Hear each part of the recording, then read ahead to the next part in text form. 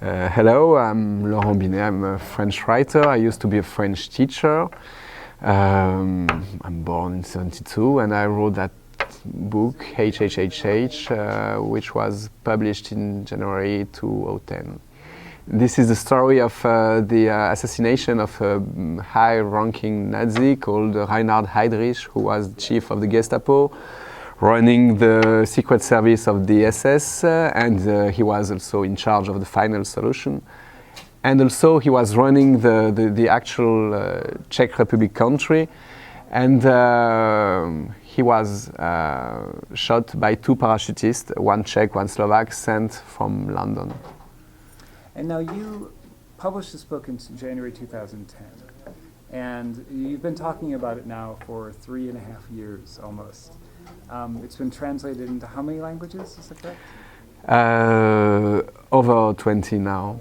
Over 20 languages.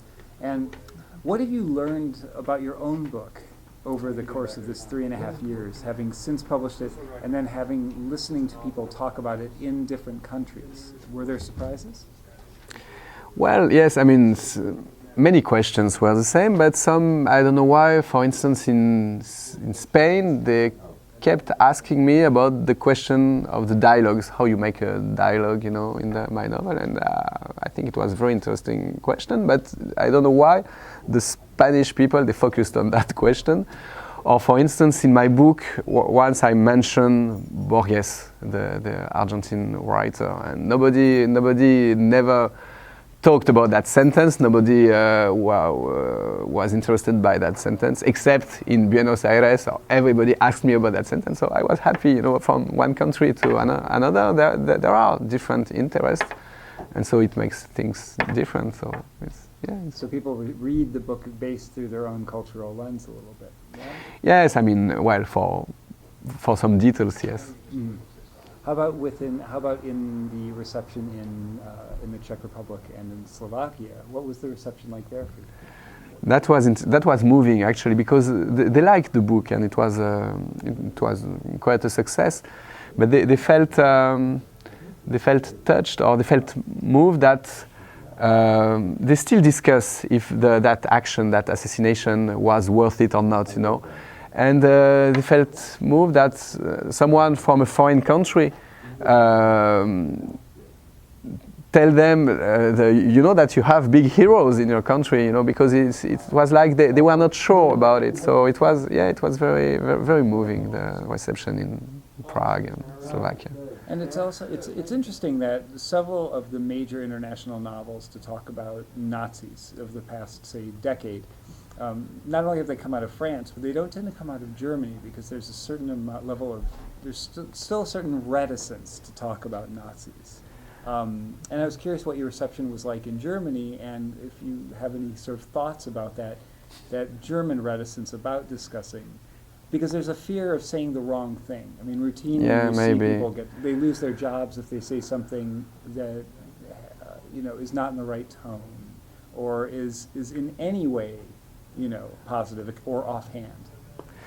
Well, I have to confess that it was not a big success in Germany, my book. Okay. But then, I mean, I don't know for what possible reason. The reason can be that they are fed up that people speak always about that Nazi, that Third Reich period.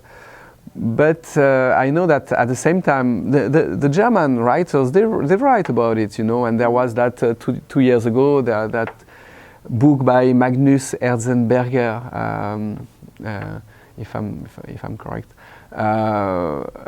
about some general some general from the Wehrmacht who resisted. He had daughters, communist daughters, and it was a very interesting book, and it was a big deal in Germany and a huge success in Germany, and very well received in France too. I forgot the title, unfortunately, but this is from Magnus Ernzenberger. And again, since you've had such a long time to talk about this book, what do people consistently get wrong about the book? What? Sorry? What do people get wrong consistently? So repeatedly get wrong that you find yourself wanting to correct and say, no, it's... About my book? Yes. Sometimes it's funny because I mean, usually it's the most educated people and the most literaire, you know, people interested by literature and who make that mistake. They speak about the Binet-like narrator, you know, like the narrator. They don't want to mistake the narrator and the author. Although they can, I mean, you know, the guy who is talking in the book, it's definitely me, Laurent Binet. The author is talking, you know, it's no secret. No. So, but they are just too careful with that, you know, like because you know at school we learn just not to make the confusion, that narrator and author they can't be the same, you know, even when they look very similar. But in that case, you can. But this is not so unique in France. Some ways, this combination of using I think of Émilie Nothomb, this kind of style of personal novel. Yeah, sure. And in France we have that genre, very French, called autofiction, Exactly. autofiction, you know. Yeah. But also, I mean, this is what Milan Kundera does every time. You know, he's telling you the story of his characters, and suddenly he shows up as Milan Kundera, talking about his own characters. You know, as really as the author. You know, and breaking the suspension of disbelief. You know, so and this is, I think, this is one reason I love Kundera. You know, because I love that way, just to.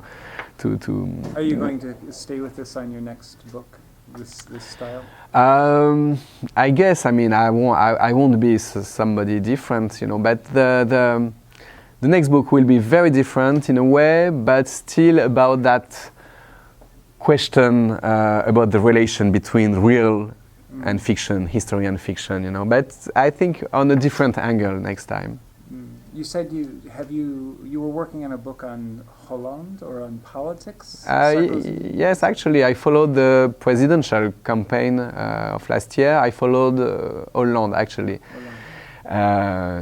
winning against Sarkozy. I followed him for 8 months, actually, and I decided to do it because of you, actually, American people, because I loved the West Wing show, you know, the West Wing.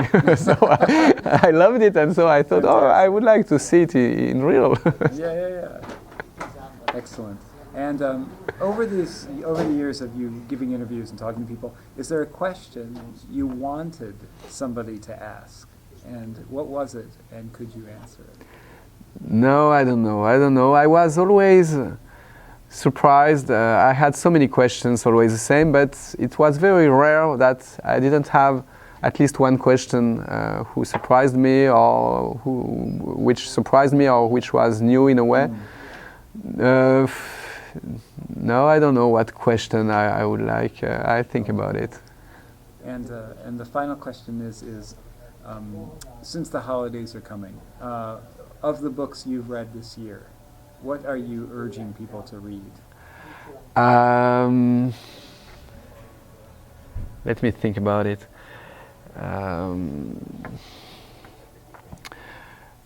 It has to be a book published recently, no? It can be whatever you want. Well, wait, I have to think about it.